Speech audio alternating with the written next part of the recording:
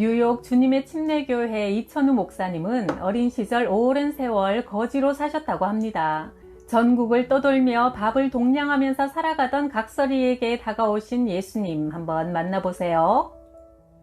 세종시 양화리 교회에서 3년을 목회하고 청주시 복대동 공단에서 교회를 개척했다. 셋방이라도 얻어보려 해도 미신이 심한 지역이라 목사에게 나의 방을 빌려주지 않아 어린 딸 경신이와 우리 부부는 천막 생활부터 시작해야 했다. 왜 이렇게 맨 밑창에 쑤셔놓고 발바대시는지 처량해진 나는 결심했다. 여보, 나 내일부터 서울 삼각산 굴에 들어가 금식 기도를 하고 오겠소. 성경 찬송가와 담요 한 장을 싸들고 생사 결판을 내려고 삼각산을 올랐다. 응답받지 못하면 내려오지 않으리라. 야곱이 환도뼈가 부러져도 축복을 받기까지 천사와 씨름했듯이 나도 결판을 내리라. 밤이 되면 산골짜기마다 기도 소리가 천지를 진동했다. 세상에 이렇게 많은 분들이 매일 밤 기도로 불침번을 서고 있었다니. 주여, 이 못난 목사는 개척 3년 만에 지치고 지쳐 이제야 이 산에 올라왔습니다. 갈 길을 보여주시고 천막교회 신세를 면하게 하옵소서. 나는 낮이나 밤이나 바위 틈에서 금식하며 생명건 기도를 했다.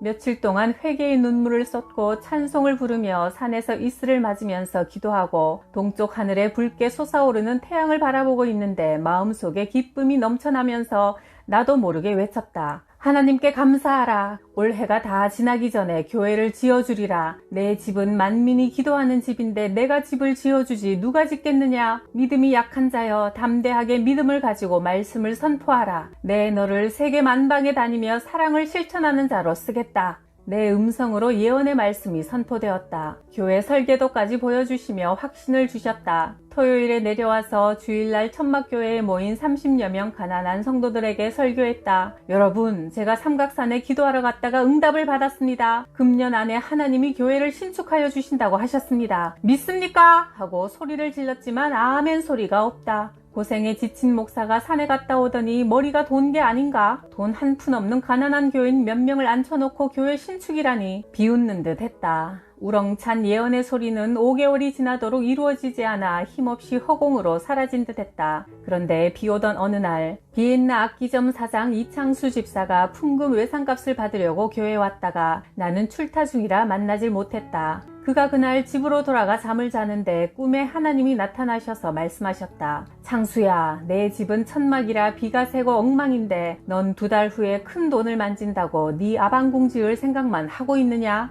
하나님, 그 교회는 제가 다니는 교회도 아니고 교파도 틀린데요. 이 사람아, 내가 언제 교파를 만들었으며 네 교회 내 교회가 어디 있느냐. 모두가 예수의 몸된 교회니 외면하지 말고 교회부터 세워라. 밤마다 부부에게 번갈아 말씀하시더란다. 이천우 목사님 계세요? 하고 부르는 소리에 빚진 죄인의 가슴이 철렁 내려앉았다. 목사님, 풍금값 받으러 온 게 아닙니다. 반가운 소식입니다. 하나님이 내 집보다 교회를 먼저 지으라고 명령하셨습니다. 내 교회 집사도 아니고 다른 교파 다른 교회 집사가 교회를 지어주겠다고 하다니. 설계 도면과 건축 허가서가 나오고 기초공사가 시작되니 동네 사람들이 모여들어 도와주었다. 77년도에 현금을 미리 주고도 시멘트를 살 수 없는 파동이 있었다. 그런데 시멘트를 잔뜩 실은 대형 트럭이 교회 공사장 앞길을 지나가다가 사고를 당해 벌렁 넘어져 버렸다. 차주가 찾아와 쏟아진 시멘트를 외상으로 쓰란다. 참으로 신기한 일이 수없이 일어나면서 교회가 완공되어 갔다. 내가 예언할 때는 미친 소리로 듣던 교인들도 신바람이 나서 이랬다. 사고 없이 완공을 거의 앞두고 문제가 또 생겼다. 지금은 의학이 발달해 맹장 수술이 별것 아니지만 그때만 해도 큰 수술이었고 수술비도 만만치 않았다. 내가 너무 과로하여 맹장이 터져 복막염이 되어 급하게 수술을 해야 된다는 것이다. 부산 침례병원에서 입원 수속을 하는데 보증인을 적으란다. 보증인 예수님이라고 썼더니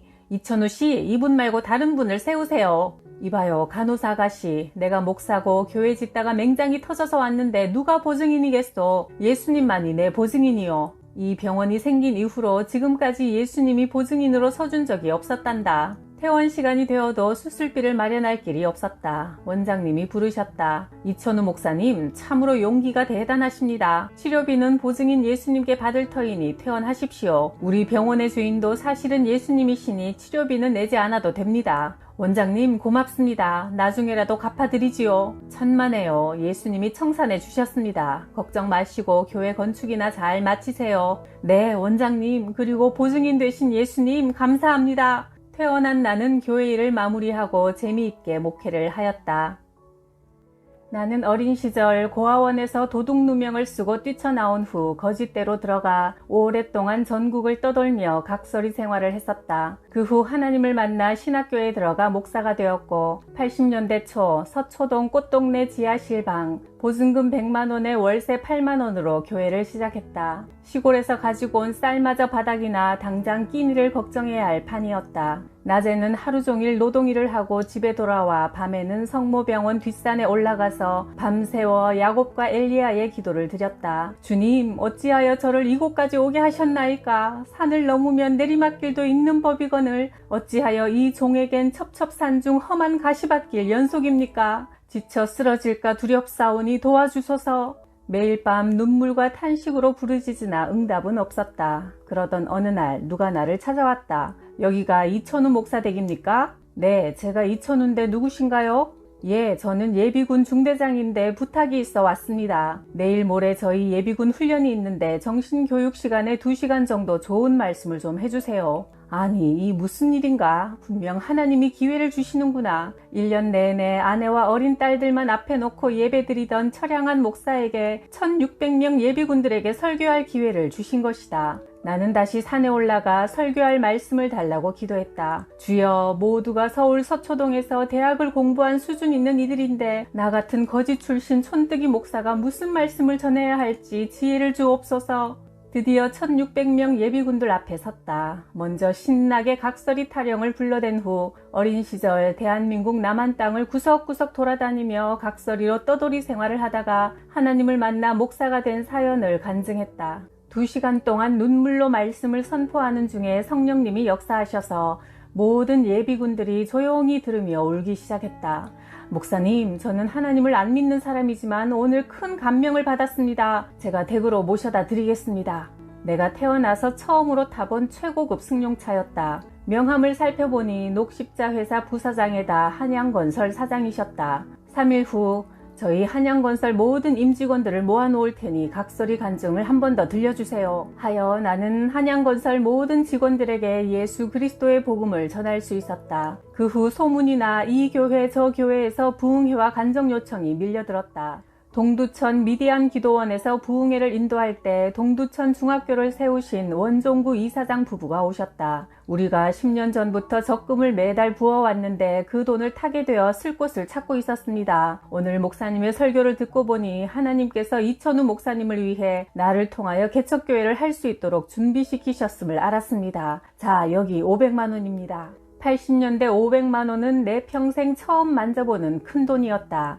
이게 꿈은 아니겠지? 우리 주님은 10년 전부터 원종구 이사장님을 통해 오늘의 나를 위해 준비하고 계셨던 것이다. 주님의 사랑의 손길이 나타남으로 교회의 모든 어려운 사정이 하루아침에 해결되었다. 놀라운 기도의 응답이었다. 그리하여 82년 교회당 80평의 사택 20평 건물의 전세교회로 옮기고 열심히 목회에 열중했다. 내가 동두천 고등학교를 졸업할 무렵 나는 밤마다 학교 뒷산 꼭대기에 올라가 신학교에 보내달라고 기도했다. 산중턱에 학교가 자리 잡고 있고 그 아래 교장 선생님 사택이 있었다. 높은 산에서 드리는 기도는 작은 소리로 할 수가 없다. 벌레 소리에도 깜짝깜짝 놀라 무섭기 때문에 큰 소리로 부르짖어 기도해야 한다. 하나님, 거지 출신인 저를 고등학교까지 마치게 해주셨으니 이젠 신학대학교에도 보내주실 줄 믿습니다. 보내주십시오. 밤마다 소리치며 기도하니 어떤 때는 예비군들이 놀라서 올라와 파출소에 끌려가서 혼이 나곤 했지만 난 물러서지 않았다. 구하면 반드시 응답하신다고 약속하신 하나님이 신학대학교에 보내주실 때까지 매달렸다. 오랜 거지 생활에서 배운 것이 있다. 그것은 밥을 달라고 대문에 섰으면 얻을 때까지 물러서지 않는 것이다. 그런 배짱으로 기도했다. 하나님 들으시라고 밤마다 땡깡을 부렸더니 하루는 교장 선생님이 부르셨다. 밤이면 밤마다 누가 학교 뒷산에서 소리를 질러대니 잠을 이룰 수가 없어 알아보니 내가 신학대학을 보내달라고 기도를 한다고 하여 부르신 것이다. 장봉상 교장 선생님은 철저한 불교 신자였고 그분의 아버지는 한때 해군 부대마다 절을 세웠던 해군 참모총장 장지수 씨였고 고은하 영화 배우의 외삼촌이시기도 했다. 천우야, 너 때문에 도저히 편안하게 잠을 잘 수가 없구나. 난 불교 대장인데 어떻게 널 신학대학에 보내주나 참 고민을 많이 했다. 선생님들과 의논해 본 결과 여기 등록금과 여비가 있으니 꼭 합격하여 좋은 목사가 되거라. 우리 학교에서 네가 제일 처음으로 목사가 되는 거야. 박봉에 시달리던 가난한 선생님들이 돈을 모아 나를 신학대학에 보내주신 것이다. 당시 5대 일간지 신문에 대서특필로 이 일이 널리 세상에 알려지기도 했다. 라보키 자매는 우리 교회에서 성가대와 주일학교 반사, 피아노 반주자로 열심히 봉사했다. 그러다가 그만 교회 안 다니는 남자와 연애하여 결혼했는데 시어머니가 불교 보살이요 과부였다. 결혼 생활 10년 동안 아이를 못 낳자 기독교 신앙을 포기하고 시어머니를 따라 전국 명산과 용하다는 절과 스님을 모조리 찾아다녔지만 소용없었다. 마음이 조급해진 시어머니는 흉계를 꾸미기 위해 아들 직장을 서울로 옮기고 딴 여자를 얻어 아들까지 두었다. 하루는 새벽 기도를 마친 시간에 그녀가 급하게 나를 찾아와 상담했다. 앉자마자 말을 못하고 울기 시작한다. 그럴 때는 실컷 울도록 기다려야 한다. 목사님, 전 이제 어떻게 하면 좋아요? 제가 2가지 길에서 고민 중입니다. 깨끗이 물러서느냐, 아니면 이 연놈들을 콩밥을 먹이느냐. 서울 가서 딴 살림을 차려서 아들을 낳았는데 벌써 2달이 넘었대요. 자매님, 우리 함께 그 문제를 놓고 기도합시다. 주님, 이 가련한 여인의 눈물을 거두시고 앞길을 선하게 인도하소서. 하나님이 택하신 여종이건만 이때까지 수많은 세월을 탕자처럼 방황하고 있었습니다. 그러나 이제 주님 품으로 돌아왔으니 긍휼을 베푸소서. 기도 중에 드는 마음이 2달짜리 아기와 엄마를 교도소로 보내도 안 될 일이요. 아이만 맡아 기르자니 역시 계모일 따름이다. 결국 모두를 위하여 자매님이 물러서서 새 길을 찾아가는 일이 최선인 듯 싶었다. 자매님, 어려운 일이지만 자매님이 희생하고 물러서는 것이 제일 좋을 것 같네요. 하나님이 반드시 더 좋은 길로 인도하실 겁니다. 네, 목사님, 무슨 뜻인지 알겠어요. 저도 그렇게 하기로 마음을 정하니 마음이 편안해졌어요. 그녀는 새 살림을 차린 남편과 이혼을 해주었다. 몇 달 후 나는 제천으로 부흥회를 인도하러 갔다가 친구 목사를 만났는데 아내가 금식 기도를 하다가 후유증으로 죽고 2 남매와 외롭게 살고 있었다. 여보게 신목사, 자네 좋은 일이 생겼네. 우리 교회에 아기를 못 낳아 홀로 된 집사가 있는데 정말 훌륭한 목사 사모감이야. 남매도 잘 키울 것이고 예쁘다네. 이 사람아, 아내 죽은 지 몇 달이 채 되지 않았네. 몇 달이 얼마나 긴가. 여하튼 만나보게. 내 호출을 받고 영문도 모르고 제천까지 온 라보키 집사와 신목사는 밤 깊어가는 줄도 모르고 서로 한풀이를 하더니 결혼하기로 약속했다. 교회에서 큰 잔치가 벌어졌다. 돼지도 몇 마리 잡고 사방에서 친구 목사들이 모여오고 최고의 드레스를 입혀서 내가 신부 손을 잡고 입장했다. 옛날 남편보다 훨씬 훌륭한 남편을 얻었구먼. 애 못 낳아 소박 맞은 여인이 목사 부인이 되다니. 동네 사람들이 더 신이 나서 감탄을 했다. 신목사는 지금도 제천에서 목회를 잘 하고 있고 라보키 사모는 태문이 열려 딸을 낳아 행복해 어쩔 줄 모른다. 1975년 미사리 조정 경기장변에 몸과 정신이 온전치 못한 20여 명 장애인들을 위해 축사로 쓰던 건물을 임대하여 나그네 교회를 열었다. 어느 날 아이들이 말했다. 목사님, 우리 고기가 먹고 싶어요.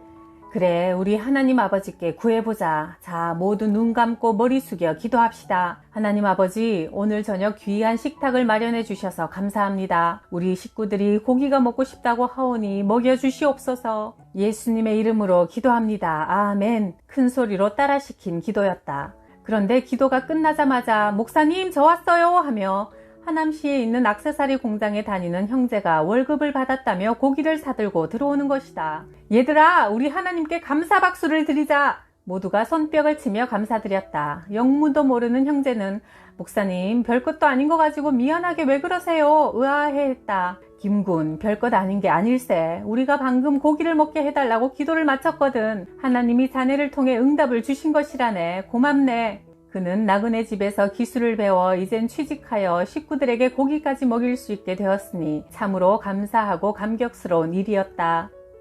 세종시 양화리 교회에서 목회할 때 농촌교회에서 가장 중요한 사역은 질병 치유였다. 병든 환자를 경운기나 리어카에 태워서 멀리 떨어진 병원까지 나오다가는 죽기 일쑤였다. 그래서 농촌 목회자는 환자를 기도해서 고쳐야만 했다. 그러니 기도를 많이 하여 신유 역사가 나타나야 했다. 주님, 이 종에게도 치유 은사를 주십시오. 밤마다 전월산에 올라가 기도했다. 한쪽 골짜기에는 산신령께 비는 고사가 한창이고 나는 정상에 올라 능력을 달라고 기도하며 마치 갈멜산의 엘리야처럼 밤마다 야단을 떨었다. 그러던 어느 날 밤 송집사님이 급히 사택에 와서 나를 찾았다. 큰일 났으니 어서 와서 기도해 달라고 요청했다. 90 넘은 할아버지가 그 집에 계신데 혹시 돌아가시게 된 건가 싶어 잠결에 옷을 입는 둥 마는 둥 입고 허둥지둥 사랑채로 뛰어갔다. 전도사님, 그곳이 아니고 이쪽이에요. 그쪽은 돼지우리 아닙니까? 돼지가 새끼를 낳다가 어미가 새끼를 잡아먹고 있으니 미친 돼지에게 안수기도를 해달라는 요청이었다. 나는 수의사도 아닌데 미친 돼지를 못 고치면 능력 없는 전도사라고 쫓겨날 판이었다. 식은땀이 등줄기를 타고 흘러내렸다. 동네 사람들까지 잠옷바람에 나와서 구경을 하고 있었다. 돼지우리 밖에서 주님, 이 종을 버리지 마시고 돌보아 주시고 저 미친 돼지를 고쳐주소서 기도하니 전도사님, 우리 안에 들어가 안수기도를 하셔야지요 한다. 하나님, 믿습니다. 내 믿음은 약하나 송집사님의 믿음을 보시고 고쳐주옵소서. 용기를 내어 들어가 놀란 돼지의 목 밑을 살살 긁어주었더니 옆으로 스르르 들어눕는다. 가위를 달라고 하여 귀에 상처를 내어 피를 흘리게 해주고는 밖에 사람들 들으라고 큰 소리로 외쳤다. 이 더러운 귀신아, 예수 그리스도의 이름으로 명하노니 돼지에게서 나와서 금강으로 들어갈지어다. 성경에도 예수님께서 사람들에게 들어간 귀신을 내쫓으니 귀신이 돼지떼에게 들어가 미친 돼지들이 호수로 뛰어들어 몰사했으므로 나도 금강으로 들어가라고 명령한 것이다. 그러자 신기한 일이 벌어졌다. 미쳐 날뛰던 어미 돼지가 조용해지더니 새끼에게 얌전히 젖을 먹이고 있었다. 그날 그 사건 후 집집마다 아픈 사람이 있으면 내게로 데려왔다. 하나님이 나를 불쌍히 여기셔서 놀다가 나무에서 떨어져 손가락 뼈 부러진 것도 맞춰주시니 마을 사람들이 너도 나도 교회에 나오기 시작했다. 성탄절을 앞둔 어느 날 저녁 늦게 잠이 들었는데 방바닥이 싸늘해지기 시작했다. 젖은 연탄이 연통을 얼게 만들어 가스가 방 안으로 스며들었다. 여보, 아기가 울어서 배고픈 줄 알고 젖을 먹이려고 하는데 갑자기 맥없이 쓰러지네요. 아내의 말에 벌떡 일어나 보니 온 방안이 안개가 낀 것처럼 뿌였다.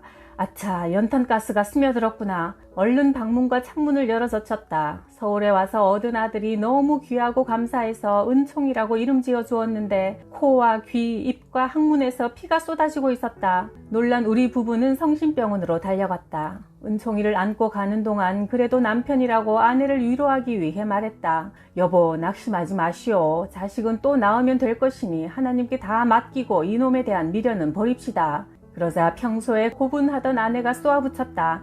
이 멍청한 양반아, 당신이 잘못하고 미련해서 자식을 죽여놓고 애꿎은 하나님 핑계 대지 마시오. 은총이가 죽으면 나도 뒤따라 죽을 터이니 니놈이나 목사 잘 해먹어라. 망치로 뒤통수를 힘껏 맞은 기분이었다. 병원에서는 빨리 수술하지 않으면 죽는다고 야단이 났다.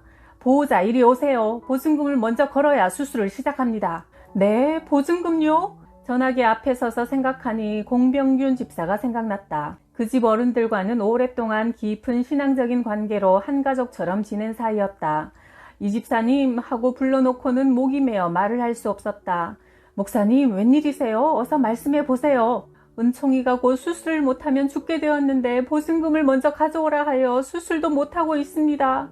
목사님, 걱정하지 마세요. 안 그래도 제가 오늘 마침 보너스를 타서 이천우 목사님 댁에 세탁기는 없고 식구는 많으니 사모님께서 고생하시는데 사드려야지 했는데 그 돈으로 은총이를 살리면 됩니다.